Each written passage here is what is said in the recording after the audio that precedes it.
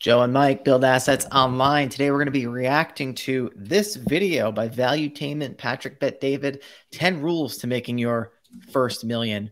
Mike, you found this video, and I think the reason why we wanted to react to it was because there were some parts of it that we really strongly disagree with, especially how he frames it to be like the way to make the million the fastest. Right. Exactly. So let's jump right into it. Hopefully this isn't too long of a video, but just long enough to make the point. That's an unflattering pause there. Yeah. It's All on right, you, Joe. let's go. Do it. One is the fast method. The other one is the average method. And the other one is a slow method. The fast method, you'll make your first million within 5 to 10 years. High risk, high chaos, low quality of life for 3 to 5 years. You're maybe a startup founder, maybe a salesperson, sales leader. Okay. He's saying to make your first $1 million, it'll take 5 to 10 years. It'll be high risk, high chaos, and low quality of life. Yeah. And I mean, the truth is that we haven't found that to be the case at all. The students we have, people we're acquainted with that kind of do the similar businesses that we do, I don't think that that's been the case for them. And I think what it comes down to is that it's almost kind of weird to say this, but I feel like the online business is still like the wild west, in the sense that if you don't have to get a brick and mortar store, if you don't have to go out, deal with all the things that come with opening a traditional regular business, and you understand how to leverage the search engines and just a couple online platforms, you can scale a business with minimal risk and minimal time. Right. As much as I love Patrick Bet David, I think he is a little bit of a boomer in this area, because he probably doesn't realize that there's a whole marketplace and market of people willing to buy websites at a decent multiple. So to make your first $1 million, all that really takes is $30,000 a month profit. And if you're not making a whole lot of money online, you say, okay, $30,000 a month is a lot. But the reality is, like with the way that we do things, say with a dropshipping store or with a content site, with a dropshipping store, you can, start a website, have it making money its first month, its second month, get it to say $5,000 a month profit. And that's relatively quick terms. But additionally, there's nothing from stopping you from making more of those websites. So just one website that makes $5,000 a month, you operate that for about a year and a half, you now have something you can sell for over $150,000 and the skills to go and just replicate that. And so, I mean, Joe, just one website that we made, we sold for $650,000, and we are by no means like anything special in this. If you go on empireflippers.com, you go on quietlight.com, another website brokerage, there's websites selling for millions and millions of dollars all the time, and they're not like startups.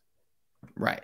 No, I think the point is that there are websites, like you said, being sold all the time for what I think are pretty high multiples for how easy they are to create. Like, to create a website, once you know what you're doing, requires comparatively so little money and so little effort compared to any other business that, I don't know how much longer it's going to last, to be honest with you. But while it's here, I'm going to just, get as much out of it as I can without becoming a total, slave like he is describing in this video.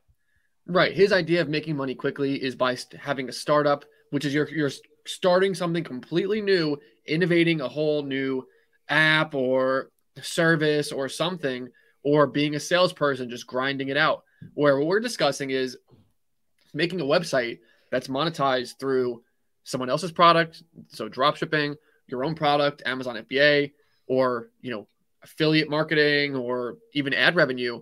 These things are all minus Amazon FBA. These things are all super low risk, and they're pretty scalable. And so it's pretty, in 5 to 10 years, you should definitely be a millionaire. Yeah.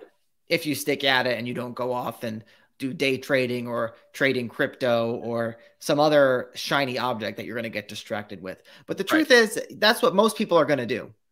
Right. They're not going to be willing to focus on one of these things for 5 years.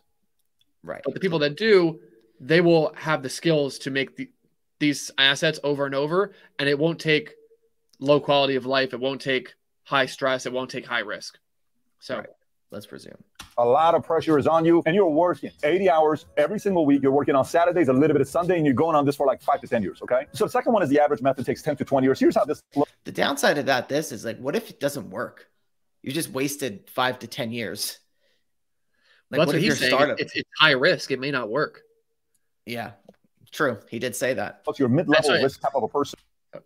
I'm just saying he presents that as the only way to make $1 million. It's going to take 5 to 10 years, and it's going to be high risk, and it's going to suck. That was why I wanted to make this video. It was just totally off base.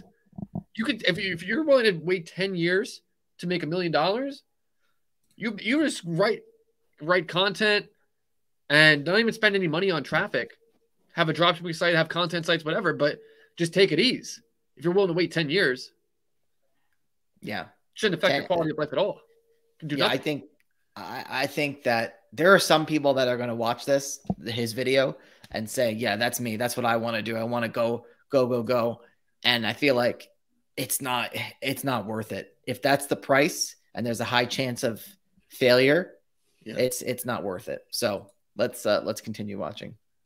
Your supporting role in a chaotic environment with a decent life, meaning you don't want all the pressure to be on you. You don't want to be the person that 24/7 you're on call. People are calling you. This didn't work. That didn't work. You're having dinner with your wife. You don't want that. You're okay with having some of it, but not full on founder. And you're okay with that. You do have equity. Maybe in a startup that you have an equity in the company. Eventually, maybe you earn that equity in the company. That is your way of making the money. Or you're a salesperson that's very good in being a great market. You're very good with clients. You eventually make your first million. Last but not least is the slow method. Takes 20, 30, 40 years. This is little to no risk. You have a balanced quality of life. You come home at 5 o'clock every night, maybe 6 o'clock every night. You invest in a fund, maybe $300 a month at 12% rate of return over 30 years, which ends up being a little over $1 million. Or you do $1,000 a month at 12% over a 20-year period. You make your $1 million. Maybe you buy a multifamily home and you never sell it. Maybe your own home. You buy it. You never sell it. Maybe you've got a couple different homes. You buy the first one, take the equity into the next one.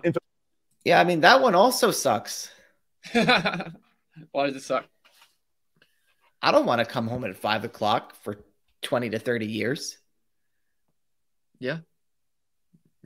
I mean, that's why, again, I have all the respect in the world for Patrick Bet-David. He's far more than a millionaire. But it's a bit boomerish to think that this is the only way to make $1 million. Yeah. I mean, I would say almost everything that he's talking about here is kind of like how people perceive. He's not really saying anything new in terms of how people perceive it in this video. I feel like the average person, if you talk to them, they might not phrase it exactly the way he's phrasing it, but when they think about becoming a millionaire, they're going to think, oh, like Shark Tank.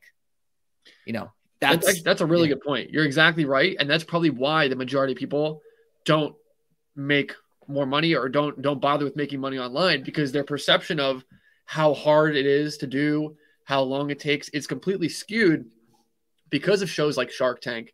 And because this was kind of the conventional wisdom for so long. Like, if you want to make $1 million fast, you have to be doing a startup. So you have to come up with a whole new idea. You have to sacrifice your life. You have to mortgage your house. And maybe you get it. Or you got to be sales. You got to be grinding away.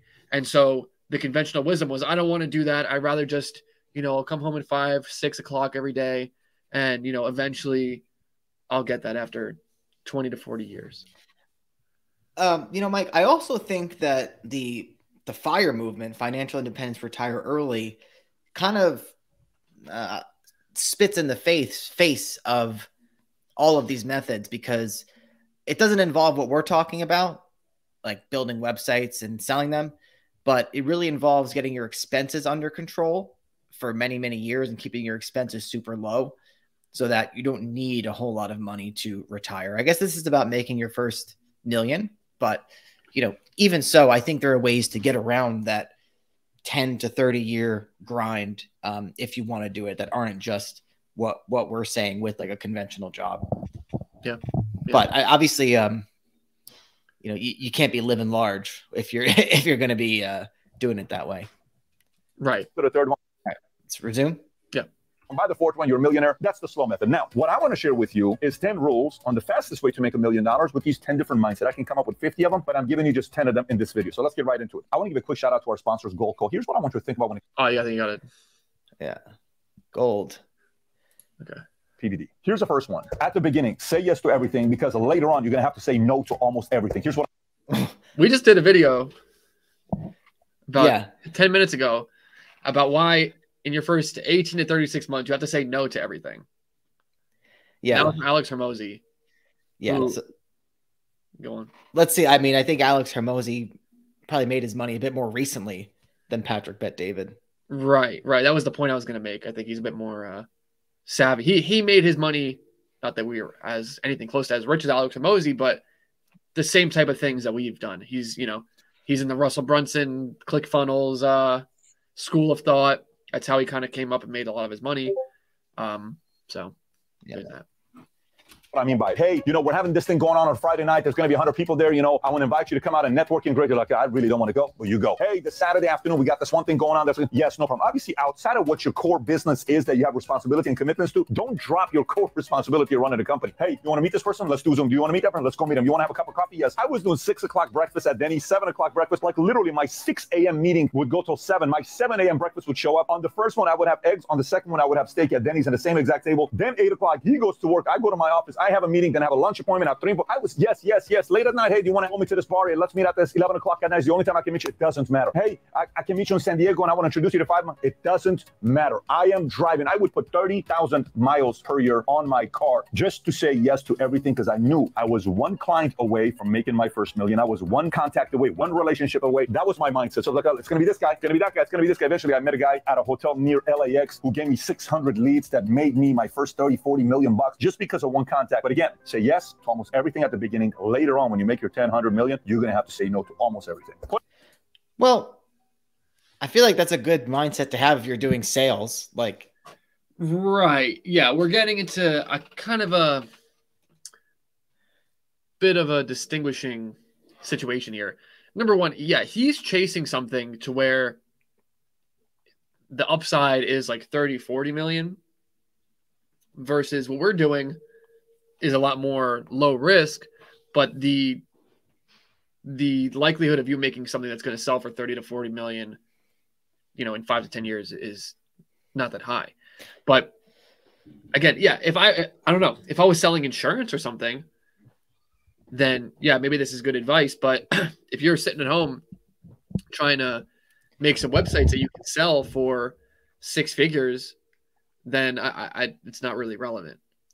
Right. The video is about 10 rules to making your first million. But like you said, I feel like that first piece of advice he gave was really about making your first 30 to 40 million or something like that. Like it wasn't, I don't think it's the best way to the first one, but it's like you said, it's almost two different goals. Right. And actually in our experience with what we do, I feel like saying yes to things and like going out and like meeting people and networking has really been a big waste of time. Maybe for the exception of like going to trade shows. Yeah. Like going to trade shows has certainly made us money. But yeah, like anybody we've ever met or like information we've obtained through networking or like in-person events hasn't really moved the needle a huge amount. In fact, it almost ruined us, Mike. I remember we went to probably the only event we ever went to, Smart Marketer. What year was that? 2017, 2018? Some conference in San Diego, like he was talking about. Conference with Ezra Firestone, who is a guru in his own right. And he literally told us to stop drop shipping. And if we would have taken his advice, I can guarantee you, I would be back at work right now. Maybe. I'd be driving Uber. Yeah, he wanted us to get in our own products and start doing that. And there's so many reasons why that's just not as viable of a business model. Like, I'm going to start importing my own tubs versus just selling ones that are already here. I could sell 10 different tub brands. I have my own website. I could sell the website. Just I don't know. I don't know. Let's keep going. Point number 2, follow one religion. What do I mean by this? Like, think about what I see a lot of people doing that they don't create any momentum. I like the way how he does it. I'm going to do sales like this, but I want to do funnels like this, but I want to do this but I want to do like this. And what if we do this? But I like how this guy does it. You're all over the place. Pick one religion on how you're going to get your customers and clients, and stop constantly jumping. Oh, you guys do it this way? Oh, I'm going to go. Oh, I'm going to go. You're not creating any momentum. Momentum is created from sticking to one philosophy and constantly fine-tuning your philosophy, and then constantly jumping all over the place. Every time you see a new video with a new YouTuber that gives you a new idea, you switch your philosophy of doing things. You hurt yourself by doing that. Pick a religion, stick to it, drive that philosophy until you create momentum.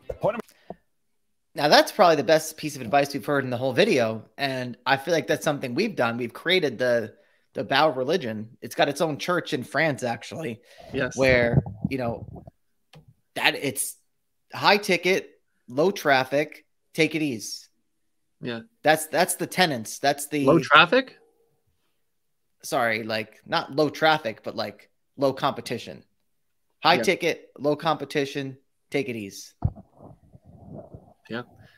And when he talks about saying yes to everything and going out and doing a bunch of those things, he's kind of referring to it in terms of like going out and meeting people and networking.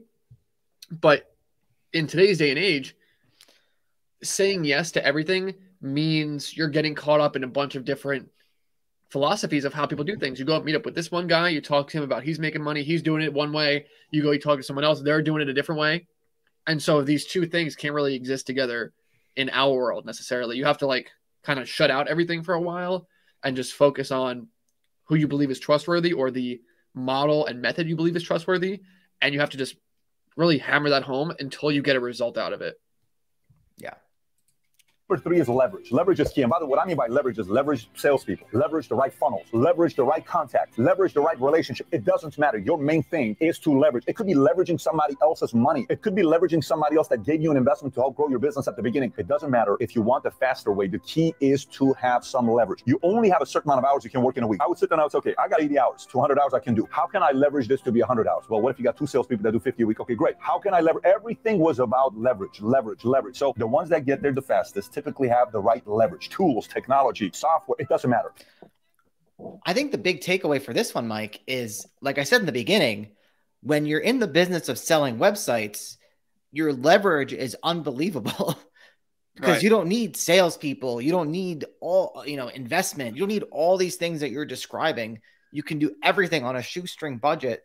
And once you get the knowledge, you'll get the knowledge and then you'll have a little bit of money rolling in because you will have done stuff. And then you have your own money to reinvest and maybe grow a website a little bigger. So I feel like the religion that we teach, the religion that we teach and preach, really coincides with what he said there. Yeah, you don't have to leverage your grandfather for his last $50,000 so you could start your t-shirt company. Like the tools and the software that you need to really maximize leverage to make your first million is already in place. You have Shopify, you have WordPress, you have Empire Flippers, you have Quiet Light Brokerage, you have a million different apps and tools connected to those things. So you don't need a lot of money to hard code, an email capture thing, to hard code a funnel. It all already exists for you. All you have to do is, like you said, leverage something that you can make a lot of money with per sale. So a high ticket product, you can get agreements with these people so that you don't have to carry their product. You don't have to take inventory. You can get low competition traffic and boom, you're making high ticket sales. You have a website with profit history, and then you can sell that for 20 to 40 times its monthly profit. That's all the leverage that you need to make your first million. All right, let's keep going.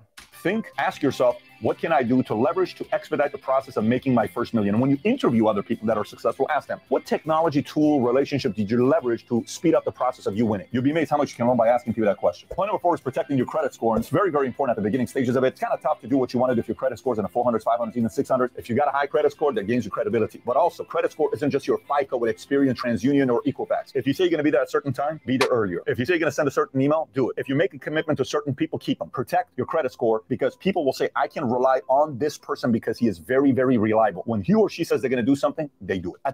I just want to make a quick comment, Mike. In terms of credit score, there's no way to build your credit score better than high ticket dropshipping because you sell the stuff and then you buy it from the supplier and like you're not taking out a loan or you're only using your credit card for stuff that's you've already sold.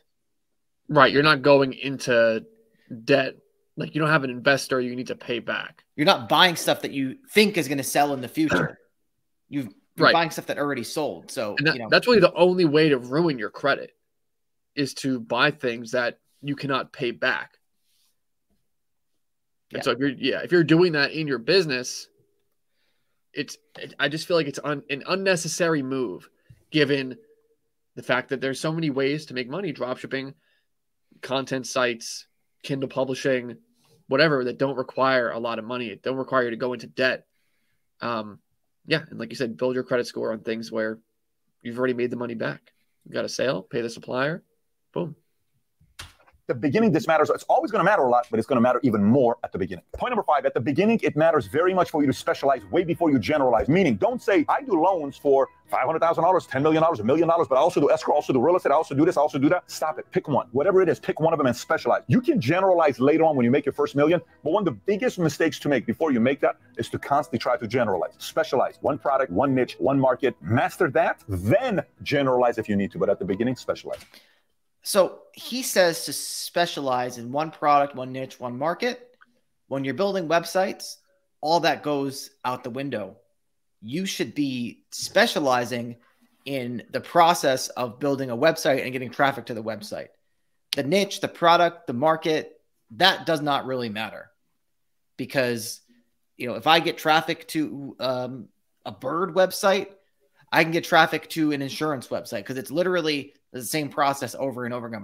But the question is, can I get that traffic? Did I put the work in figuring out how to do Google ads? Did I put the work in figuring how to do search engine optimization to get that traffic? Yeah. Once you figure out the process, you can have 4 different websites and 4 different niches. So yeah, I really disagree with him on that point. And this is for like if you're an insurance salesman or something. Yeah, I mean, and that's kind of the lens he's coming at it from, right? He sells insurance. I don't know. I think so. That's what you told me. Oh yeah, I think his original business is in insurance. Right. Pretty sure. All right, let's keep going. Point number 6, stop waiting for customers to come to you. They're not going to find you. It's your job to go find them. Meaning prospecting's got to be to the roof. Back in the days, I would go put fish bowls and I would give away dry cleaners and I would put it up in 5 different places. I would go to the local Subway, Quiznos. I'm going to give away 10-foot-long sandwiches for somebody that drops their business cards. I would call one of them winner, send it to them. Everybody else would love to take you out to lunch. I'm a local business owner wanting to build a relationship with yourself. It doesn't matter what I was doing. But today, here's what I'd be doing today. So let's just say I live in a big city. Let's pick LA, okay? Let's pick Dallas. And Dallas metropolitan is the big city, right? But I would go and look at the hashtags on Instagram outside of Dallas. Say I'm a realtor. Let's say Addison. I would go to the hashtag Addison, Texas. There aren't a lot of people that are going to put a hashtag Addison, Texas. But then I would go on that hashtag Addison, Texas, and I would see people that just use that hashtag, and I would network with them. Hey, picture posted with the Cowboys jersey. Hey, man, love the Cowboys jersey you got on. Great to see another Cowboys fan. And then you put those things out there, then you DM them. So what do? I notice you. I'd love to get together with you and talk to you and tell you what I do. And you tell me, no problem. And then maybe if you're real estate, you're developing relationships. I actually don't think that marketing strategy is bad. I know my wife has done stuff like that for her business, which is a little bit like, not like local like that, but she does stuff like that on Instagram, and it worked pretty well for her. And I think she doesn't do it right now, but when she does it, it always works pretty well. But my God, I don't want to do that. I'm in pain just hearing that. Yeah. That's like that's just the worst thing imaginable for me. Yeah, having to go on just grinding like that. That's like that Gary V shit, dude. Just grinding and grinding. You're giving out Quiznos subs. You're DMing people about the Cowboys. Like, there's got to be a better way. Maybe we should sell insurance, dude. Why? Then we got to do this. I feel like we could figure out a better way to do it. If insurance is our product, well, it's just a way more high ticket product than what we got. Maybe doing that. And again, I think this is why the majority of people don't have more money. They don't do things on the side, like make content sites, dropshipping sites, whatever. Like they don't believe it's possible, or they have so much resistance to just grinding like this. just DMing and doing all these random things that may or not may not have any outcome. Yeah, and it's, you know, people might watch this and say like, oh, you know, maybe we're biased or, you know, unrealistic. Like what we do, selling websites, building online businesses, like in an easy way, like that's not the only way to do it as well. Like I was watching this YouTube guy. I really wanted to, but I really didn't have time to like get into it. But he built his whole business on like web scraping. So the point is he scrapes the web and he kind of like presents data to, he does have clients, but he like presents data to different people. But the whole point is, I think when you're selling insurance, there's no like skill involved. Like there's no, same with being a realtor. Right. There's no skill. Like the thing is the thing. Like insurance is insurance. The house is the house. Yeah. You know what I'm saying? You just need the person to sign up with you. Right. That's the really skill. The skill is building the house. The skill is building the website. The skill is building the web scraping thing. So I feel like investing in truly mastering a profitable skill is really what you should be focusing on. And I mean, not everyone. I guess you gotta have a really special type of personality to be in this mode that he's describing. And I've met people like this, to be honest with you. Yeah, for some people, this is they're fine with this, but the majority of people, I think it's very incongruent and just painful for them to like do this without any idea of the type of return that they can get. You spend all this time, you're putting a fishbowl in the friggin' Quiznos. You got to, people dropping business cards. You got to call a bunch of random people. You have like no idea the return that's going to generate. And if it doesn't generate anything, you've wasted all that time. Right. I don't like doing things where it's a guess on whether the ROI is going to be there. I like investing my time into, you know, doing things and building skills where if I do this, the ROI is going to come. Right. If you learn how to do SEO, you could turn that into building websites. You could turn that into having an agency. You can turn it into having a content writing gig going on. There's a million different plays you can do. But the point is that if you're mastering that skill of SEO, you know it's going to pay off and have an ROI in the long run. Yeah. And I know people. So I've gone to like my wife was into like this networking thing for like a month or something. And I've gone to like these networking events and everyone's either an insurance agent, a real estate agent, or something like this. Like I've seen this exact thing right in front of me. There's business cards flying everywhere. It's crazy. It's almost like a cult, I think. Like once you go to networking 360, let's go. Relationships. Like we used to watch that girl that would, you know, just talk about networking and host these networking events. And it was like the most BS thing I've ever seen. Yeah, it was nothing. It was not about anything. It was just networking meetings to network. What are you networking about? Nothing. Let's keep going. Through that. Maybe your insurance, maybe your finance, maybe your product is something else. But there are so many ways to prospect today. Instagram, Twitter, LinkedIn. To say prospecting has become easier than ever before is an understatement. But you can't sound like everybody else. You got to figure out a way to do it in a more creative way. It's almost like how a lot of people say, well, you know, he was kind of sliding in my DMs. If you slide in people's DMs as a customer like everybody else is doing, they're going to find that right off the bat. You have to have a creative way to get to them where almost they're asking you, what do you do for a living? But anyways, if you want to make your first million the fastest, prospect. Do not wait on people to find you. You go find them. Point number 7, make a list of the top 50. I want to just add one thing. In the businesses that we do, our idea of prospecting is showing up when people are searching for exactly what we're selling. So if someone is searching for a home bar, and I have a website that sells home bars, I want to show up for that. And why? Because their buying intent is high at that moment. Right. I don't want to prospect to just random people because they might not be buyers. I want to get in front of DMing everybody that's in Addison, Texas about the Cowboys, saying, "Hey, yeah, where'd you watch the game in your basement? You have a bar?" Let's go on. 50 influencers you want to get close to, and then put a strategy on how to get close to them. Let me give you an example. So let's just hypothetically, you live in Kansas City, and there's this realtor that's doing $3.2 million income last year, and everybody knows who he is, right? How do you get close to that person to have lunch or coffee with them, okay? Maybe you're in real estate, and you want to get close to the top 3 influencers who are in accounting, and they run an accounting firm, and you want to get close to these guys because accountants have clients who may want to purchase a home, and so that's your way of getting close to these influencers. I put a list together of the top 50 influencers I wanted to get close to, and then strategy on how to get close to each one of them in my own creative way. Once I got in front of them, you don't ask for nothing. You don't sit there and say, let me tell you, here's what I'm looking for. No, all you say is, how can I help you? You give them contacts, you gift them a book, a relationship, and then. This sounds kind of like sociopathic. That's what you got to be doing this.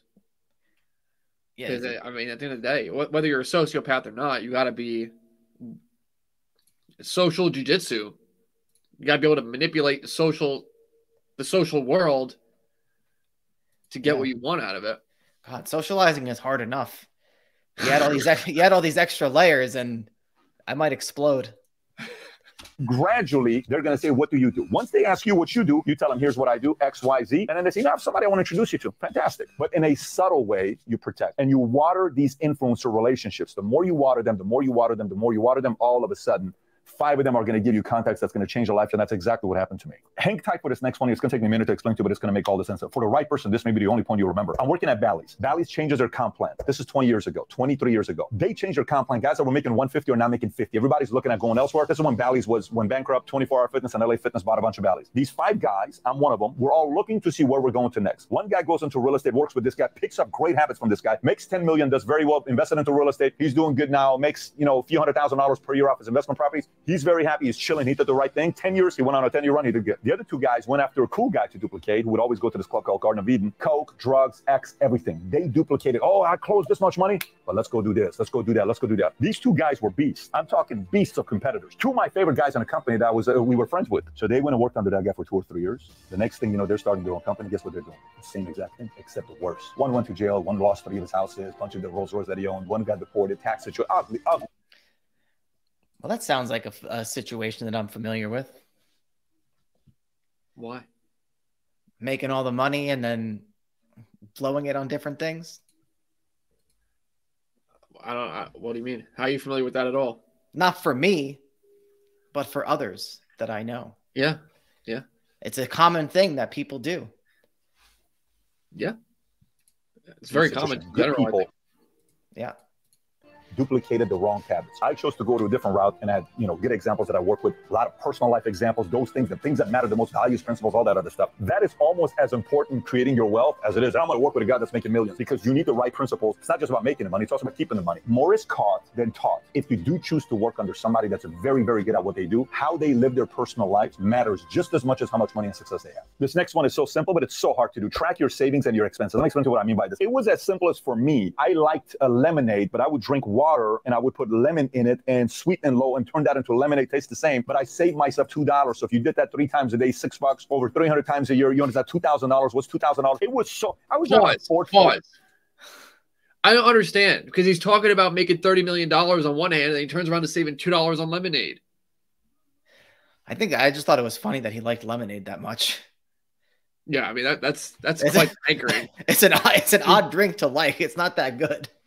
With the sweet and low, nonetheless. Oh my God. Yeah, no, I don't know. Which one is it? Are you doing something that's so high ticket that you can make $30 million?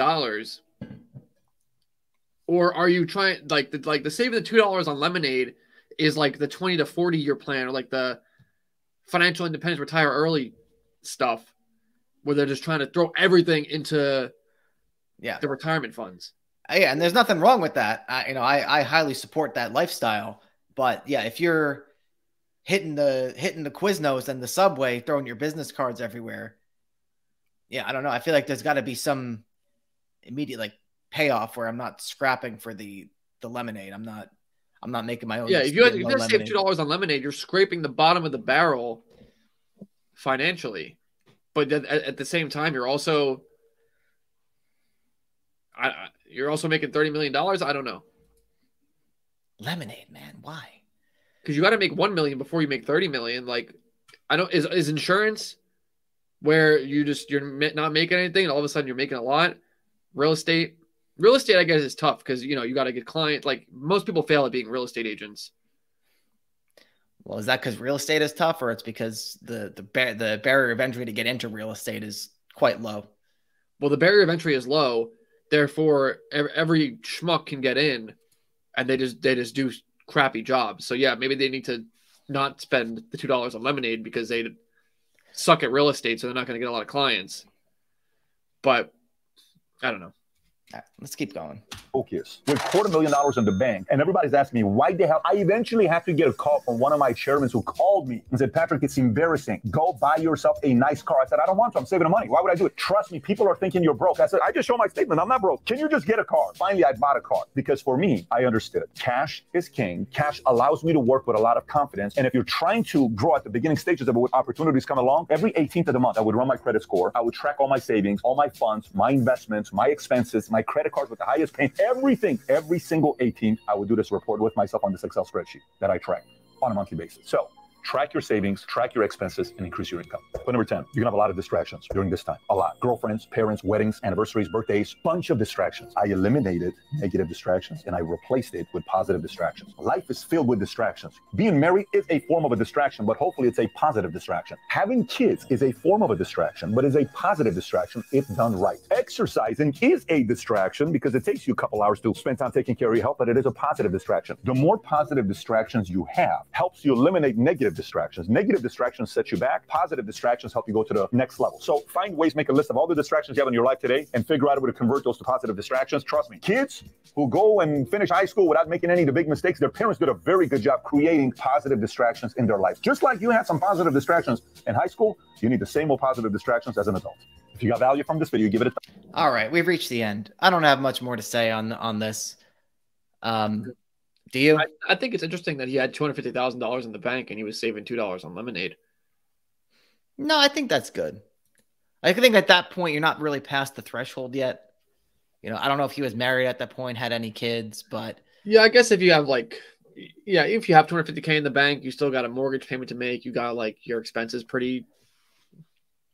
Yeah, you got kids. If your expenses are high, then yeah, I guess it's really not that much back in the, Yeah, I don't have a problem with that. I mean, I'm just saying if you're, working, I don't know where we're going with that, but buildassetsonline.com/class. Yeah. If you want to learn how to do everything that we talked about in this video and hopefully not fall into one of these categories because they all sound miserable and terrible. And right now, I mean, I don't want to say right now, but I would say for the past 20 years, I don't know how much longer it's going to last. The online business world is the wild, wild west, I think. People say it's not, but I think it is. I think it's amazing that we've been able to do what we've been able to do with online business. I look at other brick and mortar business owners I wouldn't want to do it. Right. I mean, the online world is constantly changing, but yes, right. For the past 20 years, for the past 10 years, 5 years, it's been a very good place to make money. And we've been able to create and sell over $1 million in websites without having to spend 10 years, high risk, 80 hours a week to do it. Not to say that it doesn't take work. It does. But if you're doing things towards creating a skill set, towards creating a website that you can sell for 20 to 40 times its monthly profit, then everything becomes easier.